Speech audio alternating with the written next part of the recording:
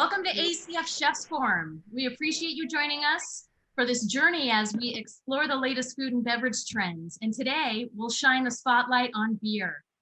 Now, more than ever, and especially during this difficult time, it's important for culinarians to connect, to share, and to offer inspiration and mentorship, which is exactly why we're excited to have Chef Adam Dulye of the Brewers Association and restaurateur Chef Gavin here with us for information just for you, the leaders of the food service industry. Before we begin, as a note, we'll be taking questions from you, the viewers, throughout the presentation. Please use the chat function to collaborate with the other chefs and the Q&A function to pose questions directly to our guests. So let's get the conversation going in the chat. Tell us your favorite beer. I'm Jackie Pressinger, American Culinary Federation's Director of Strategic Partnerships, and I'm honored to introduce our chefs today. Thank you for joining us. And Chef Adam Dulye, at this time, I will pass the presentation over to you and Chef Fine. Thank you. Thank you so much, Jackie. It's great to be here. We are coming to you live today from Jackson Hole, Wyoming, the Roadhouse Brewery Pub and Eatery. Joined here with Gavin Fine. And so a little bit about us, both of our backgrounds in full culinary training, and we found beer later after we went through that and really brought that into what we do in the culinary world with a full package experience of great food, wine, spirits, and craft beer. So I think probably one of the things we should start with, Gavin, is like, why beer and why not? Why not? Why not? Well, first of all, it's always great to be drinking a beer. Beer is part of, obviously, has been around when we were sitting dressing as monks before, as you know. But right now, the beer and food industry and being sort of combining beer and food is hot as ever, whether it's you're drinking a 3% sort of table beer or you want to drink an IPA, and creating a beer and food atmosphere, to be honest, is I think everybody wants to join somebody drinking a beer, and everybody wants to join the table if I see you drinking a beer. So that's why not. So cheers, Adam. Thanks for having me. Appreciate it. So let's talk a little bit about incorporating a beer into a wine and cocktail program. That's one of the challenges we hear a lot is, how do I bring in beer when I only serve 3 or 4 of them? And I'm looking to add in a little bit of variety into the beverage list, right? The majority of restaurants that we work with where you're adding a beer program don't have a lot of selection, which means you also may not have a lot of storage. You're worried about inventory, you're worried about styles, and you're worried about quite a few other things. So really the first thing to look at is what do you have, for space and storage wise? First and foremost, there's room for beer in any beverage program, and there should be. And one of the things that Gavin and I spend a lot of time talking about is that you should focus on your beverage menu as a whole. Your wine should be as strong as your beer, as strong as your cocktails.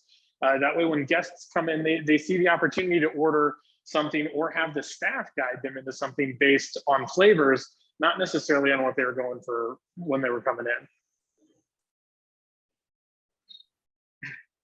So one of the things that, that's really good for us to kind of talk about is,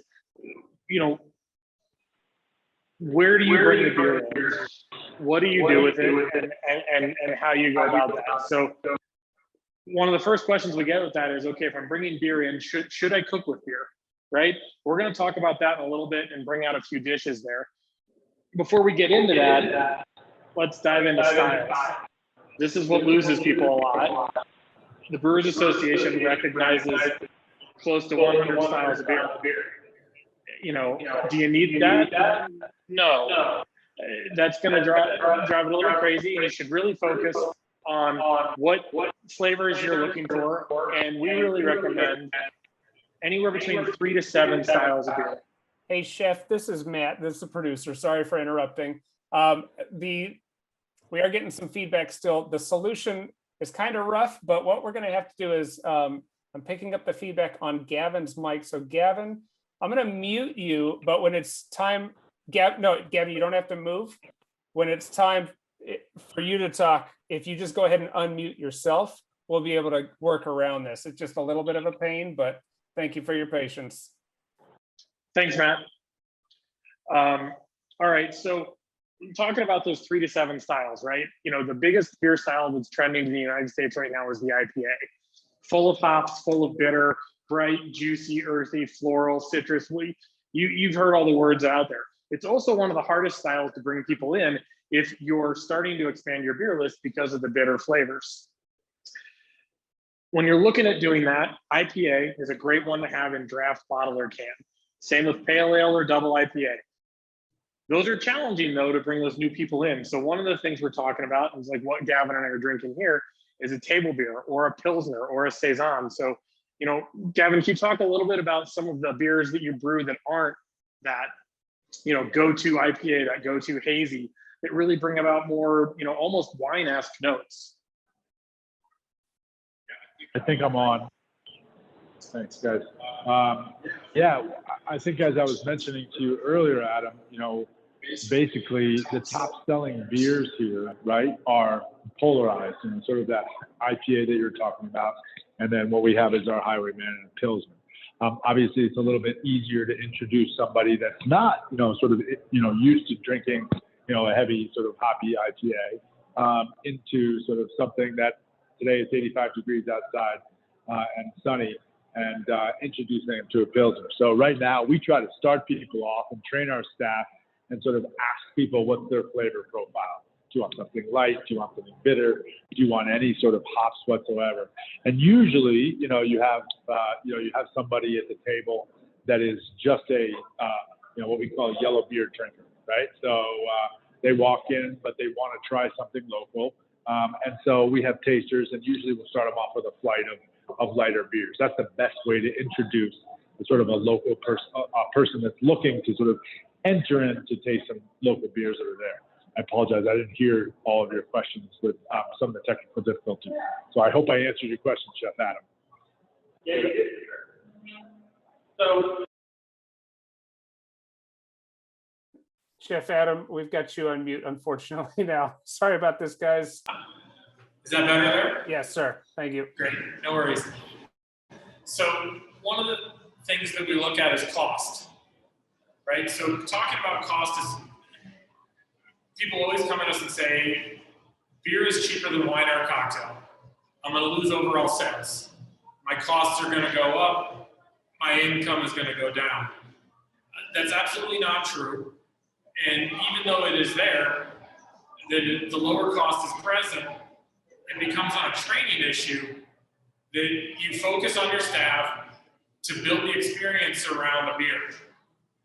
Commonly we find that people who have a beer will have 2, whereas someone who may have a glass of wine or a cocktail will have 1. So that kind of cancels that argument out.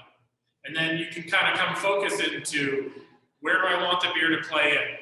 Does it play in pre-dinner, happy hour, at dinner, dessert, or do you go for the whole package and bring it into everything? So these are some of the things to look at when you go into the service models and see where you have not only the storage space, but also what your wine and spirits are doing, and where you can bring in the beer to pair with everything else. So one of the things that, you know, it's good to talk about is, you know, what do you look for in the margins and the mix and a product mix of, like, say, we're in this pub right now, you sell beer, wine, seltzer, spirits. Well, as you were mentioning before, can you hear me out? Give it another shot, Gavin. I'm unmuted. There we now. go. Great. Thanks, Adam. Yeah. So I think, you know, going back to your question, sort of talking about a cocktail list and a beer list and serving 2 beers, I brought the list right here so you could see. So basically on our list here, you know, we usually hand everybody a cocktail menu, which we make some beers with as well. We hand them a wine list and a beer menu at the same time. Obviously, Why beer? Why now? Well, granted, we're surrounded by beer here, so we're trying to talk through it. However, you know, if somebody sits down and we're looking right here, there's two gentlemen that have 2 beers on their table. One of them is waiting with a beer right there. And then as soon as that list gets dropped, essentially the server will come over and probably the person is going to ask, you know, can you tell me about a couple of these beers? Adam, if I came to you and asked you, you know, if you asked me as a server essentially, or as an owner here, hey, what is, you know, what is it? What does this Pilsner taste like? Or what is this IPA? Or what's a hazy? You know, usually what's your response back to me? What are the flavor profiles you're going to give me? I'm asking you a question. Yeah. So, can I go off on you? So flavor profiles. You know, that's one of the greatest things we talk about. We did ourselves a big disservice in the beer world by coming up with all these flavor profiles that didn't match wine and spirits, right? And so now we're starting to shift, and we're saying, okay, citrusy, we're taking minerally, we're taking ocean, salt, shellfish, and bringing these things into words people understand, right? If I walk up to a table and say, you know, I've got a great beer, it's at 65 IBU and 7 SRM, no one knows what I'm talking about. But if I walk up and say, I've got a really crisp, refreshing beer that has notes of floral, citrus, and slight flowery aromas, now you're talking the language people can know. That's the huge part of training with beer is you can read about the details of the beer, but what you need to translate for your staff is how to talk about the flavors and how to bring them into flavors that people recognize.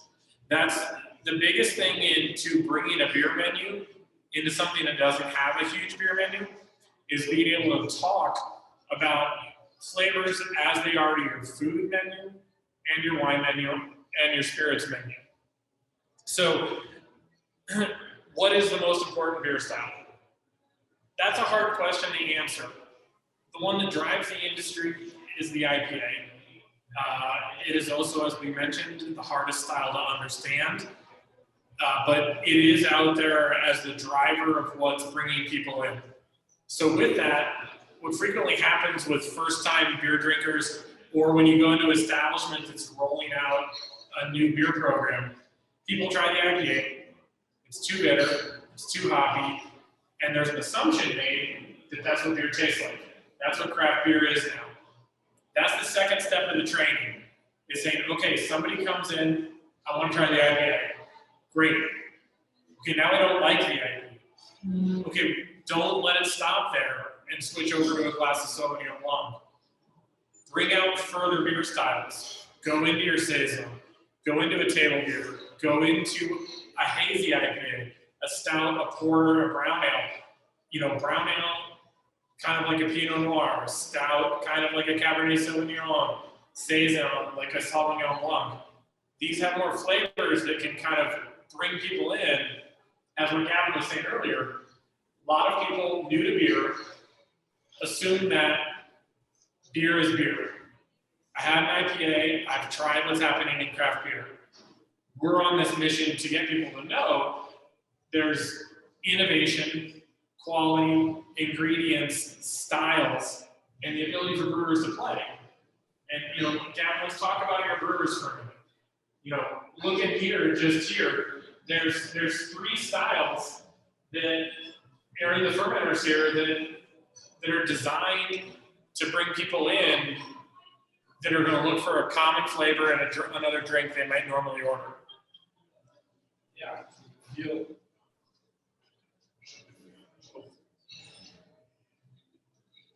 Hopefully I'm unmuted now. So cool. So I'm gonna put that other earbud in, maybe. You know, hopefully, you know, it's like wine. So obviously, I think Adam, you and I have talked, and for those of you that don't know, so at first I sort of went out and was in, you know, so the restaurant and wine business. Then I got my sommelier. Then I was like, all right, I'm going to be a cicerone because I want to learn about beer and food. And then I met you. And so the best thing for me in the restaurant is when I come out to a table and they're not beer people, they're wine people, and we're talking about food and what they're going to drink, essentially with their beer. They're like, well, they come into a brew pub, this place that has a lot of beer, and they're excited to try something, but they're nervous. Okay, and you just did a great job of explaining sort of wine to beer. So you ask them essentially, what is it that you normally drink? You know, what is it, the wine? They're like, I'm going to try, I'm a Sauvignon Blanc drinker. So if you're a Sauvignon Blanc drinker, essentially, and you're going to have something, a fish, right? You want to have like a light fish. Here we're in Wyoming right now, Colorado, have some trout or some striped bass. And then you're like, great, you're going to turn them on to a really nice saison, this table beer that we're drinking right there. And then as, you know, as the host, as the tour guide of the evening, where you're going to hopefully continue to bring them into different flavors all the way through. A golden ale is another way to sort of bring people right into the game.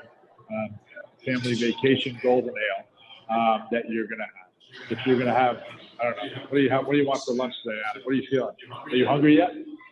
Getting there. Are you? So what would you eat for lunch? And let's talk through it. So you want, what about like shrimp and grits?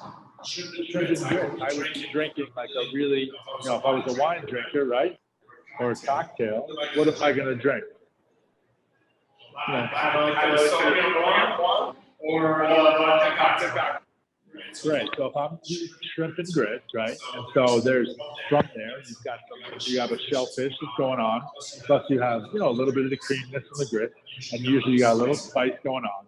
What's the beer that you would suggest, and what would pair with that, and why?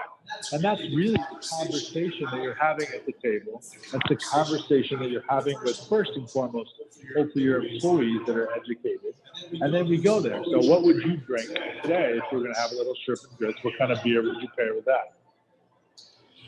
For today, with the weather, I'd be looking to go into saison, Pilsner. I'm looking for something with carbonation. Brings down the temperature of the palate, fixes the heat, and kind of reacts to that palate. So that's the next step. How do you find this beer, right? One answer, very easy, is go to your distributor. Ask them what they've got. Ask them what's local. Ask them what's regional. Another aspect is to talk to your staff, talk to your guests, talk to your regulars. Ask them what they're drinking. Ask them what they're finding in the market. And kind of take note of that. You can use the internet to find breweries by you. One of the unique things is that beer can be self-distributed by a brewery in certain states. So you may only be able to find the beer from that brewery. Don't let that hold you back from bringing that beer in. Sometimes this takes a little more work, but just like seeking out that unique bottle of whiskey or that allocated wine, spend the same time on beer. It's going to come back and pay back in dividends with guest happiness, new guests, and potentially create new menu items for you. You know, let's pause here. Jackie, any questions coming in?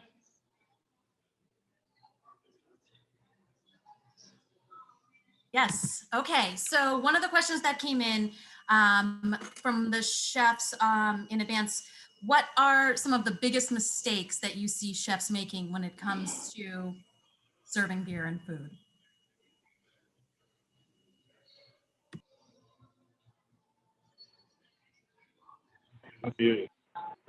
Yeah. So beer is a little bit different, obviously. You know, deglazing a pan with beer, that's a large, quick mistake right off the bat, because the bitterness that stays, especially the type of beer that you use, you have to be very, very careful. When I first started off, I wanted to use beer to deglaze, and I was trying to practice incorporating beer into cooking.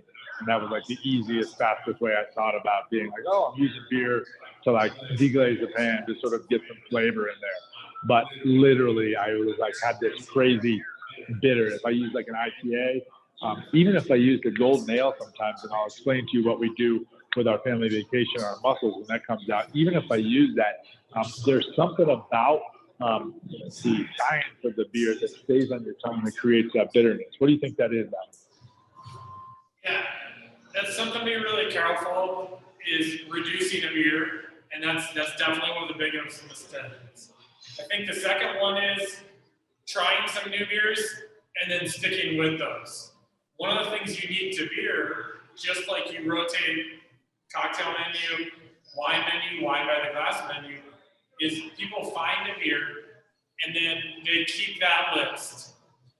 You know, having one or two constants is great, but keeping the rest open to moving around a little bit, even if you stay with the same brewery, move styles, move brands, adjust with the seasons.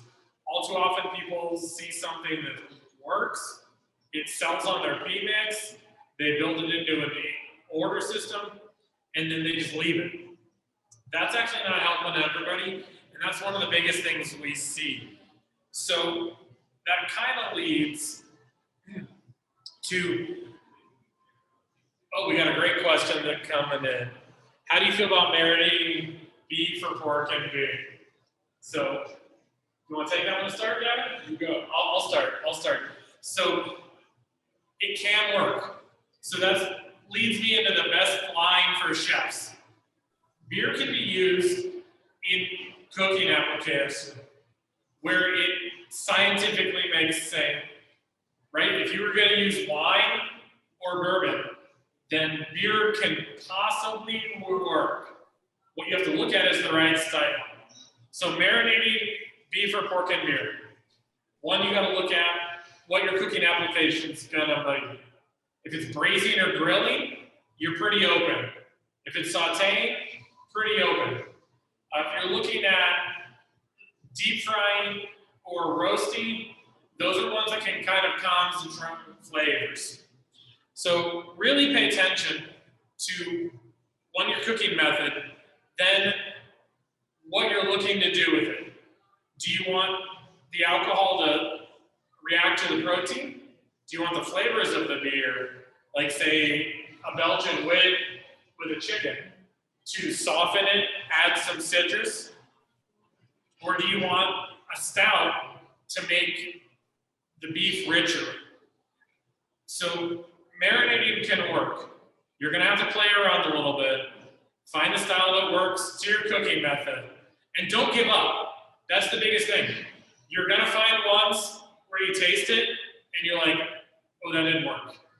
Keep going, keep thinking about it.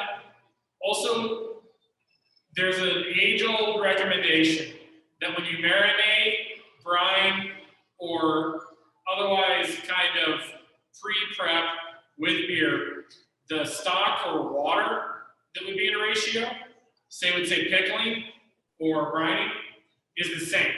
It's not. Do not replace beer to water. Play around with the ratios based on the style and the depth of flavor of the beer. A Pilsner, you're gonna need more. A porter, a brown ale, or an IPA, you're gonna need less. So let's kind of jump back into a couple of other points we wanted to hit. One of the other questions we get a lot is, if I don't have a draft system, should I install one? What's the advantage of draft over bottle or can?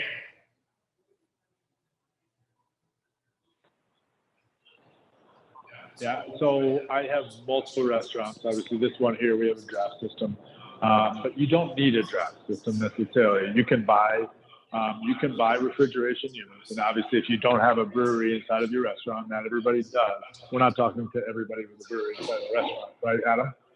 No. So if you don't, obviously they make good 96-inch refrigeration units that you can house up to, sometimes 6 sort of pony kegs that are in there. So you can have 6 taps on there. If you have the ability to have 2 96 on the back, you could have 12 taps that are there and keep pony kegs down there, which is plenty of beers to have to really create a program. If you have the ability to create a draft system and create glycol and some basement space, obviously it's nice to do that. The margins for a restaurant, someone starting off on draft beer, usually can be better. Correct, Adam? Sometimes depending on what you're doing. But you have to, you got to be careful on waste as well. But no, you don't need a draft system necessarily that is in a keg room. But I would recommend that if you can, I think right now people love, there's something about drinking draft beer that's out there, right? It's sort of like, what do you have on draft? It's just like, what wines do you have by the glass? What is it do you have on draft? And that's a very common question that we all get in the restaurant industry as you approach it there.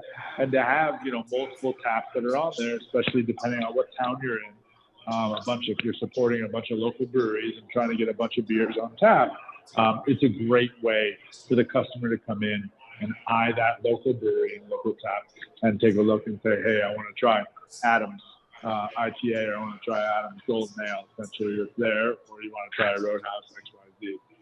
But yes, there's plenty of ways to get 12, at least 10 to 12 taps on there for sure behind your bar without having to put in a glass call system all the way downstairs. Correct, Adam? Absolutely. I think one of the next things that a draft system brings up is glassware. So one of the great things is a draft system allows you to control your pour size, right? That's another question that a lot of people ask. Do I always need to pour a pint? No. A draft system allows you to do 4, 6, 8, 12, even more, without having to have partial bottles or cans. It's a great advantage. It builds sales. It builds diversity in the range of sizes. If somebody doesn't want to commit to a full pint, they can order 6 ounces. So looking at where that kind of comes in, you've got to consider the space, the ability to pour size it, where it drops more profit to the margin, and then also the maintenance of that system. Draft lines need to be cleaned every 2 weeks, and every time you change a major style. So if you go from a pale ale to a porter, a sour ale to a pilsner, that line needs to be flushed out. Your staff can be trained on how to do that. It does not take long to learn. Does have some safety concerns, but very easy to learn. There's also many distributors that offer line cleaning services. So second question kind of coming in, following up on the marinade, is how long would you marinate meat? So Gavin, you want to talk a little about some of the recipes you have and how long you kind of run some marinades or brines? I'm unmuted here. Yeah. Well, yeah, I think, so some things, if you're trying to create a brine, we're looking to go about, 12 to 24 hours. But as Adam said, you have to make sure that you're careful of what you're brining with. We do what we call beer can chicken here. And so we inject what is our Walrus Hazy IPA into that chicken, literally the night before, let them sit essentially, and then roast the chickens off for the next morning. And that is, those are hazies at about an 8.5% alcohol, essentially. If I'm looking to kind of slow cook, braising some meats, which we have, and I'm looking to use a darker beer, I'm really not brining it for very long. It's a little bit shorter amount of time. I'm talking like literally 2 to 4. And if we're looking for a quick little pickle, or a quick, I don't know, we made a little bit of a rub that we can create a dry rub with some beer. We're looking at about an hour. So all different ways, I think that you can be using your meat, using your beer to marinate. And honestly, you just have to continue to experiment. Wine, obviously, is very different scientifically than beer, and obviously it depends on what type of hops are in that beer, right? And then essentially what the alcohol content that it goes up to.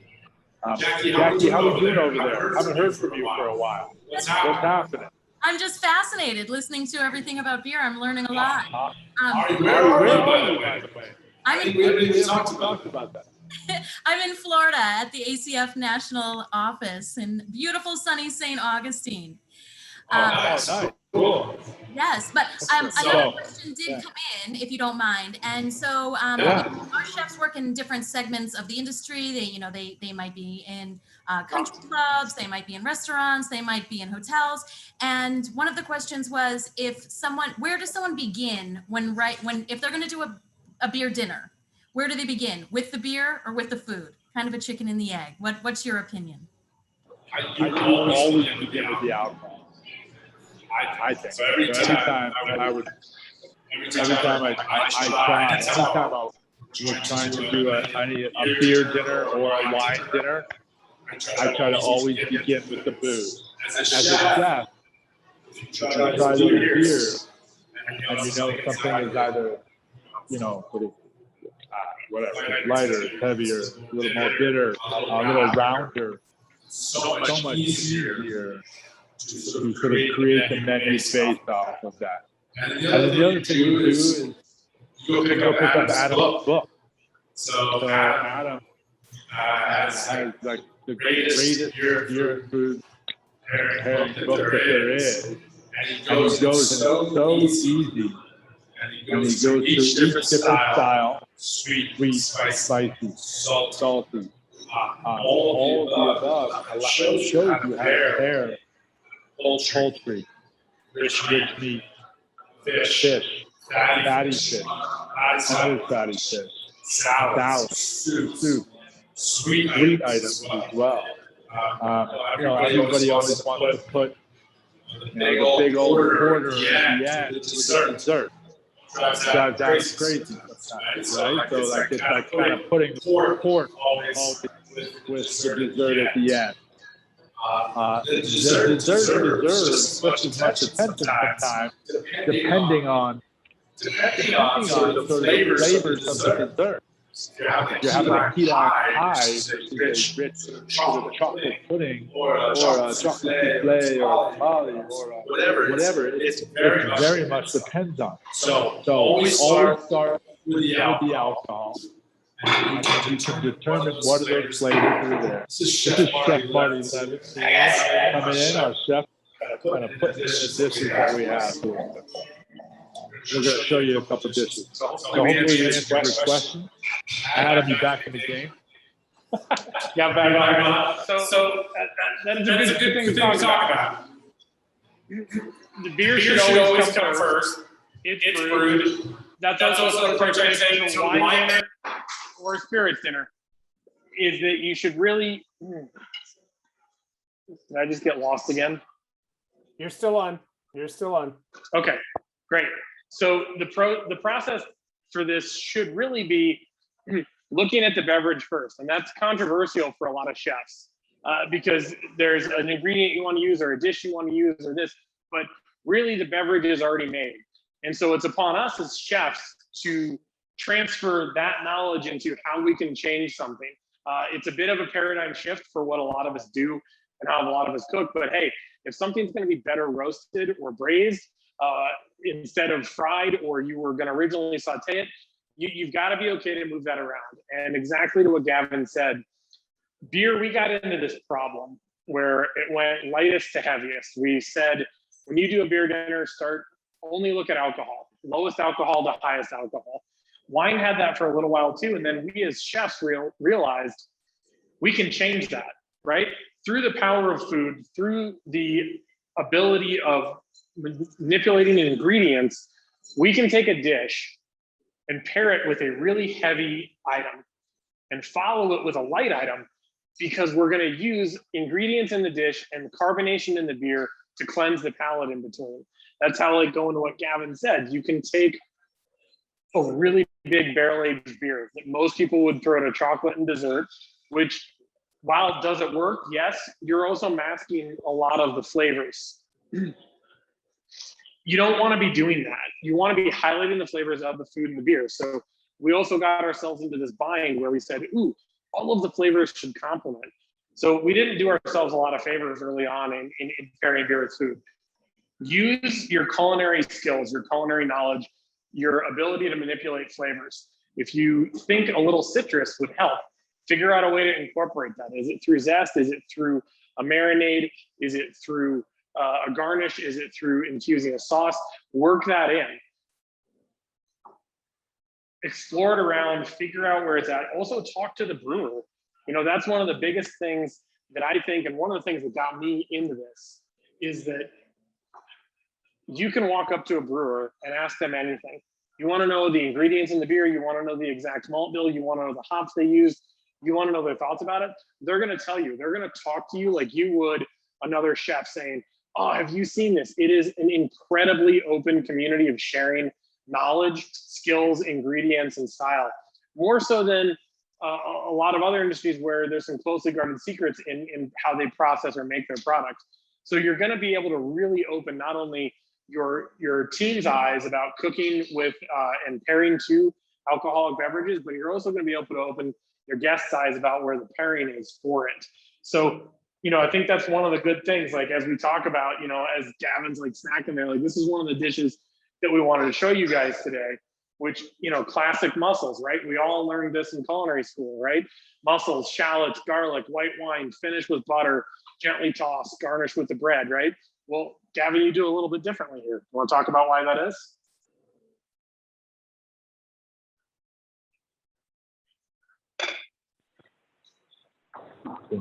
So basically, like I said before, when we first started trying this out, we took, like, of course, we're going to try a mussels dish, you know, like with, and sort of putting beer in it. But it really didn't work very well at first. Because I literally, I kept having crazy, sort of lingering, bitter taste that was there. It was like I tried to cook down the alcohol a little bit more, tried to take it raw from the tank.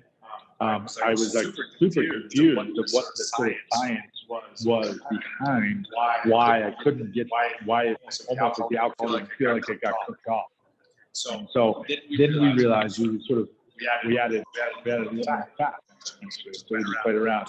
We made like a buttered golden ale.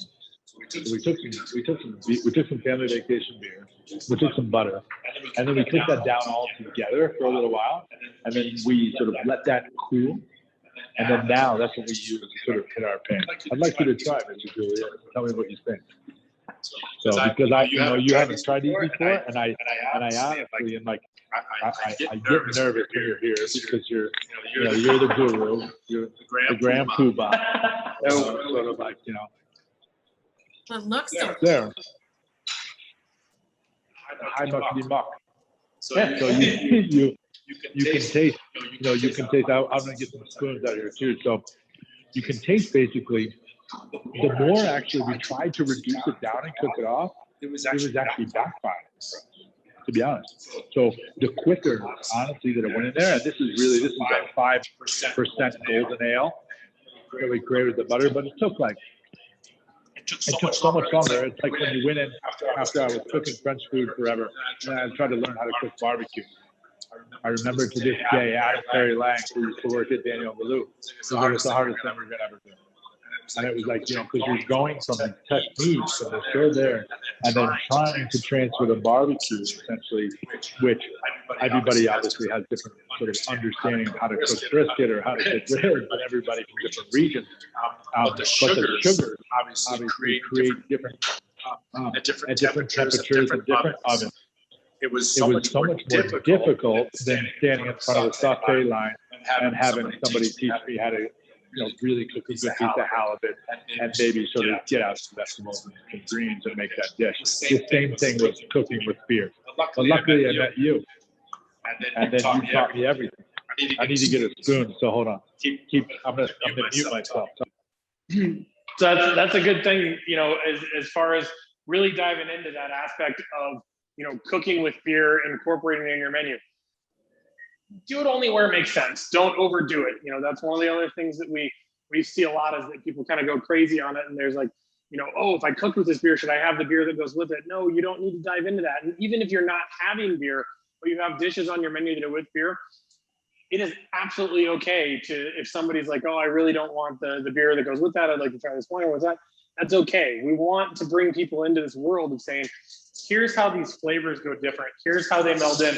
Look at what can happen kind of with this here. And, that's one of the relationships there. One of the greatest relationships you're going to find is starting to work with hops. And you're going to work with hops across multitude of styles. as we keep talking about the IPA style, right? That's crazy. It's bitter, it's intense. We're starting to get into some more citrus and floral flavors.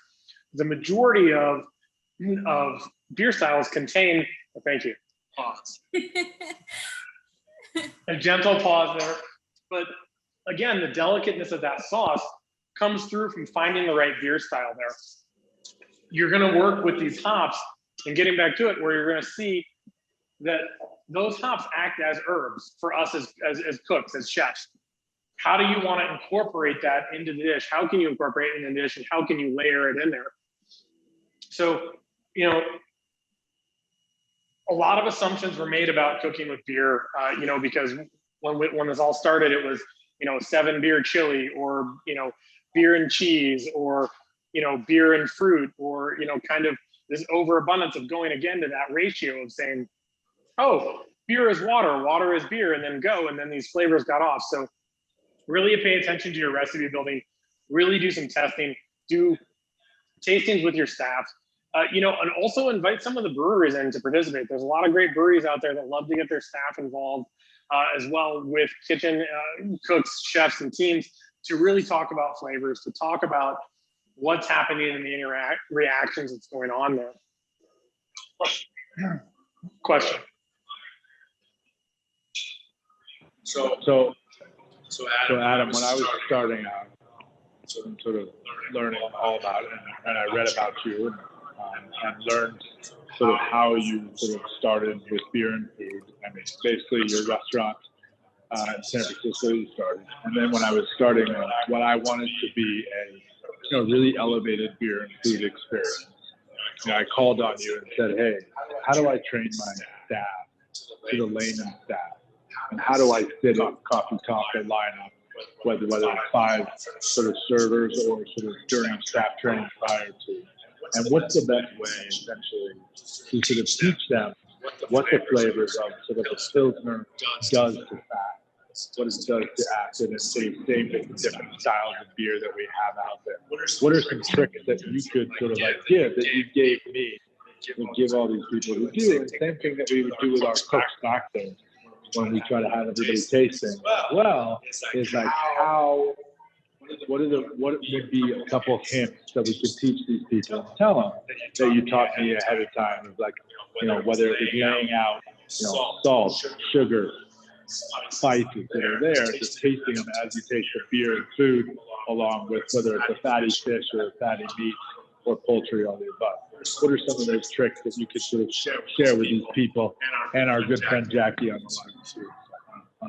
That's a good question. So training becomes the challenge, right? It's overwhelming when you first start to get in beer, when you first start making out the beer list and bringing things in, and also rotating it. You know, people are like, I just learned that, or I was off for 2 days. You've got 3 new beers. What? It really comes down to breaking it into language everybody can understand and pick up really quick. And it comes down to talking about how it can relate to a dish. And just like Gavin said, getting some things out, doing little tasters with it, and having short, quick talking points. You know, really quick, here's how it's gonna go. All right, we've got a new IPA on draft. It's using more floral than herbal hops. So now you're looking at a floral, something that's a little more florally than it is a little more herbal. Boom, that kind of brings it into there. Then you're talking about a carbonation level and what it can do with fat, right? Carbonation is a really unique thing that beer has that the majority of wines and the majority of spirits don't have. And carbonation is, you know, it triggers a different reaction in pairing, right? And this is something very unique for beer. So it triggers in the back of your head, the trigeminal nerve. Carbonation and spice are 2 things that do that. Still spirits don't do it. It's a carbonation reaction. What that does is that actually triggers a memory, right? It actually involves and gets the brain involved in your pairing discussion. So you start to use those words. If you drink a Kolsch, which is a light, highly carbonated German style beer, it may make you think of eating a fresh watermelon. That's what you go with. You want to capture the memory from what your staff are thinking. Like, think about memories. What does this make you think of? Boom, go. Taste it, think, go. And it brings up these memories of what they have there. And you're like, boom, that's what you go with. But now your staff's talking about a couple different things, because I might have watermelon and Gavin might have corn. That's totally incredibly fine for that to be there. But it's all getting that experience and translating it through. And as you noticed, everything that I did when I went through this, I didn't talk in those beery terms. I wasn't talking IBUs, I wasn't talking SRM, I wasn't going into the brewery kind of language behind it. That's a really big thing that you need to divide, is that brewery language knowledge is good to have. And if your staff want to learn it, that whether it's from alcohol to IBUs to all of the sub-style names to a lot of the ingredients that are in there, or even down to the yeast, that's great. That's bonus knowledge if your table wants it. You've got to go short, quick, and you've got a short time to capture people's things. So using those words of, oh, this beer is going to make you think of eating a watermelon outside on a hot summer day, you're kind of creating someone to have that. I love it. I do have another question that came in too. So whenever you're ready, just let me know. Go. Okay.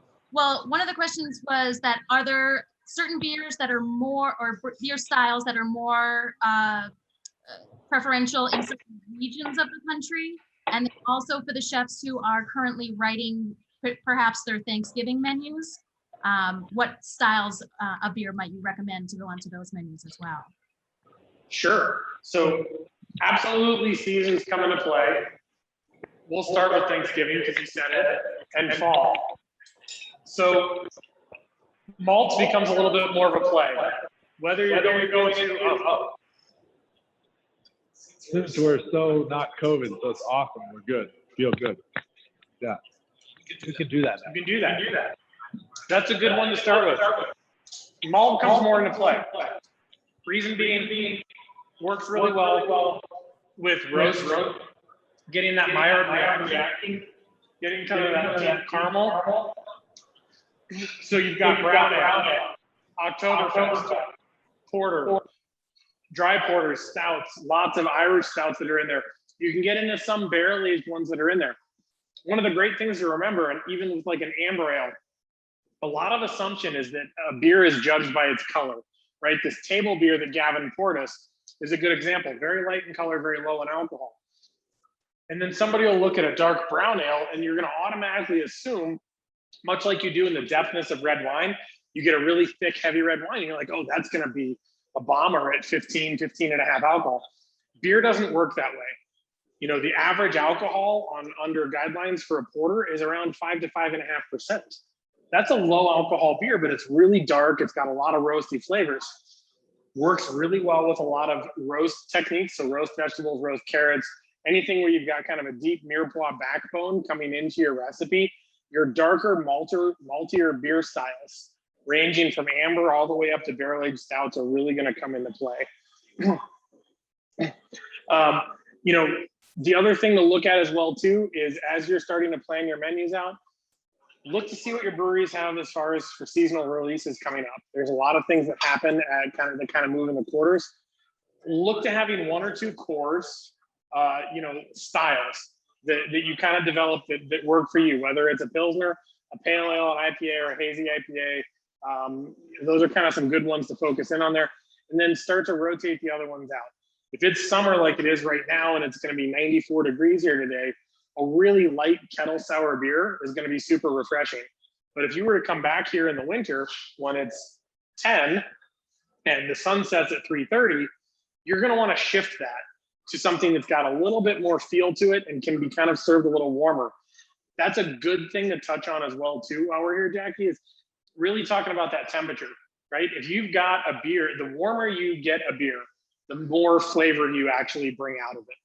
So if you've got a really deep beer or a barrel-aged beer, you're going to want to up that into that 45-degree kind of serving range. Whereas if you've got that Pilsner where you just want it to hit that refreshing carbonation, that's going to be lower into your lower 40s. You know, maybe even going down into the high 30s for it. One thing to say on this here as well is that if you're thinking about storage space and you're thinking, oh, if I want to keep the beer cold, I need refrigerated glasses. You don't. You do not need to have a chilled glass. That may be nice, you know, at home or after certain things, but actually, that actually limits the aroma of the beer when you actually have a chilled or a frozen glass, and it's something that we encourage you not to use. Great question. Great tips. Well, as we start winding down, I'd love to hear, any last tips, any last words that you and Chef have for the chefs who are tuning in today. I'm hoping that this is just the beginning of the conversation.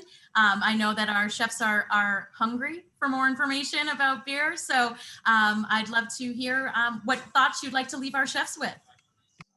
Yeah, I think the greatest thing about eating out, right, and sort of it's probably one of the more private things that we do in public, right? So we all grew up eating differently. So my experience is different than Adam's, is different than X, Y, Z's. And so all of our experience with eating. But what we try to do is transport you to the plate. And Adam was touching on that before. So whether it is this really sort of crisp, awesome Pilsner on a hot summer day, and that we want to transport you to Germany, and you want to drink that, or whether it is a Saison and we want to transfer you to a place in Belgium. Or if you're drinking a sour beer and that's a white wine, sort of people are thinking that, oh, that's a light beer, but like all that acidity sort of with some fat is actually the best pair for me, to be honest. I'm sort of like getting through, it's like champagne and barbecue in a way. So my last thoughts are really is go out, experiment. When you're speaking to your staff, when you starting whether it's a beer or food, and think about where that takes you to another part of this country, another part of the world. And then ultimately, hopefully we're doing that for our guests that are there, and keep experimenting and get out there. And why beer and why now we start off with right early in the beginning is there is no better time right now to be experimenting and eating and drinking and opening up a restaurant and creating beer lists. It is just continuously, everyone that walks in, we're going to do about 1,000 people here today, Adam. And everyone that walks in here really wants to know about beer and food more than all my other restaurants, which are more wine and food. And I mean that honestly. I mean, people are curious and they want to be taught and they want to be showed the way. In a way that's really going to get them to be drinking, whether it's lighter stuff or heavier stuff. And we all do want to learn how to cook more with beer. And I know you brought up Thanksgiving. Obviously, just leading with one last thought. I know I have my favorite beers I like to drink on Thanksgiving or cook with. What are yours, Adam? That's a good question. I lean more towards the browns and the porters for that time of year. Personally, for me, brown ale is like one of the most underrepresented styles in the industry because of the name. People are like, oh, that's not exciting. It's a phenomenal style, though. Jackie, I think one of the things the biggest thing I want to leave with people is echoing what Gavin said is now is a really great time to embrace beer, to really have some fun with it, encourage your staff to have fun with it, bring the flavors in, create that experience. And it is probably the most exciting beverage segment to be in right now because there's so much innovation going on. So what you have to do is you have to be willing to invest the time. And that's my ask of you is invest the time, learn about it. You don't need to be an expert in it. I'm not an expert in it. And I know brewers that are insanely talented and they're not either. That's how we're all continually learning, right? So jump in and do that. I think my biggest ask of everyone is pay attention to what you taste. We dropped a lot of words throughout here. And, if I say I taste lemon in a Saison and you don't spend your time looking for the lemon.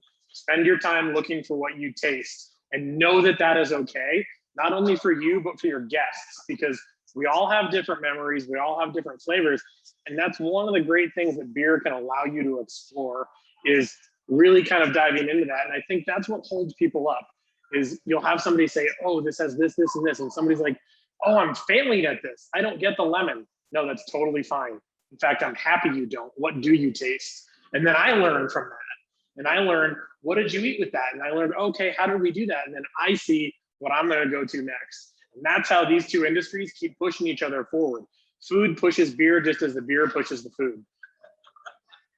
I love that. And what a great way, virtual high fives over here. So cheers, chefs, and a virtual round of applause as we thank Chef Adam and Chef Gavin. Even through some technical glitches, this was fun and certainly an insightful presentation. I feel inspired and a bit thirsty, which I think is a good thing. It's almost 5 o'clock here in Florida, about another hour to go. But we appreciate you taking the time. We know how busy you are. Thank you for sharing your beer and culinary insights with the ACF community of culinary professionals. We certainly appreciate it. And to those of you tuning in, ACF wants to hear from you. Be on the lookout for a survey that you will receive this week. And you'll need to complete the survey to earn your 1 hour of CEH.